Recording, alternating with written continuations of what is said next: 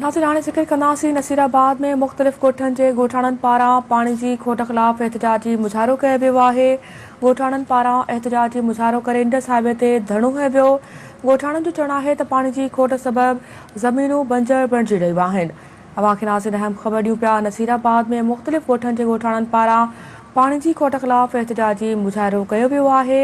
ॻोठाणनि पारां एहतजाजी मुज़ाहिरो करे इंडस हाईवे ते धरणो हयो वियो। ॻोठाणनि जो चवणु आहे त पाणी जी खोट सबबि ज़मीनूं बंजर बणिजी रहियूं आहिनि। नसीराबाद में मुख़्तलिफ़ ॻोठनि जे ॻोठाणनि पारां पाणी जी खोट ख़िलाफ़ एहतजाजी मुज़ाहिरो कयो वियो आहे।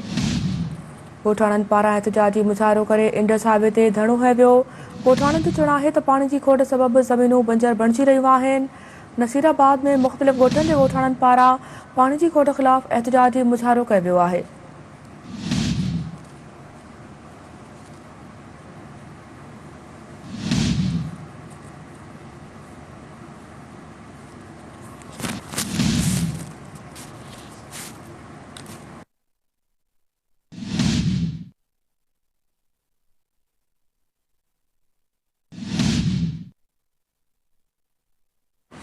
नसीराबाद में मुख़्तलिफ़ ॻोठनि जे ॻोठाणनि पारां पाणी जी खोट ख़िलाफ़ एहतजाजी मुज़ाहिरो कयो वियो आहे। ॻोठाणनि पारां एहतजाजी मुज़ाहिरो करे इंडस हाईवे ते धरणो हयो वियो।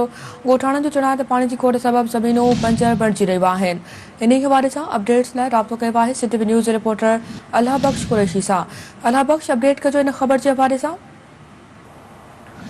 जी बिल्कुल, अॼु सुबुह सवेर नसीराबाद में इंडस हाईवे ते नसीराबाद तालुके जे मुख़्तलिफ़ ॻोठनि नंगर जतियाल लोधी मसण पिड़मल बहारो मलाणो ऐं ॿिया ॻोठनि जिन जा हारी आबाददार जुलूस जी सूरत में नसीराबाद इंडस हाईवे ते पहुता। कादी पेट्रोल पंप लॻी जिते हुननि ट्रैक्टर ट्राली बीहारे रुकावटूं विझी धरणो हयो आहे ऐं ज़रई पाणीअ जी खोट जे ख़िलाफ़ धरणो लॻो आहे। हिननि जो चवणु आहे त अरथर शाख, मङियो शाख, चिंगणी शाख, ख्वावर शाख समेत केतिरियूं ई शाखूं आहिनि।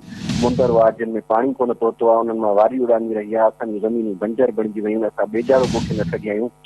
बुख ऐं बदहाली जे वर चढ़ी आहियूं। ॿिए तरफ़ महांगाई असांजी तेल चिली करे छॾी आहे। अञा बि जेकॾहिं असांखे वक़्तु सिर पाणी न मिलंदो, हीउ पाणी जेको असांखे अप्रैल में मिलंदो हुयो उहो अॼु जुलाई महीने जी 2 तारीख़ थी वई आहे, पर असां ताईं पाणी न पहुतो आहे। जंहिं करे असीं न सख़्तु परेशान आहियूं ऐं जेकॾहिं पाणी न मिलियो त असीं सभु हितां लॾ पलाइण ते मजबूर थींदासीं। बेरोज़गारी सबबि ख़ुदकुशियूं करण ते मजबूर थींदासीं। ऐं हिननि जो मुतालबो आहे त बिना देर असांखे पाणी ॾिनो वञे त जीअं असीं पंहिंजूं ज़मीनूं आबाद करे सघूं, फ़सुलु करे सघूं ऐं पंहिंजो गुज़र बसर जो ज़रियो जीअं असांजो हलंदड़ हो उनखे असां जीअं जो तीअं हलाईंदा रहूं। जी ठीकु आहे अल्लाह बख्श, वॾी महिरबानी अवां जी तफ़सील ॾियण जे लाइ।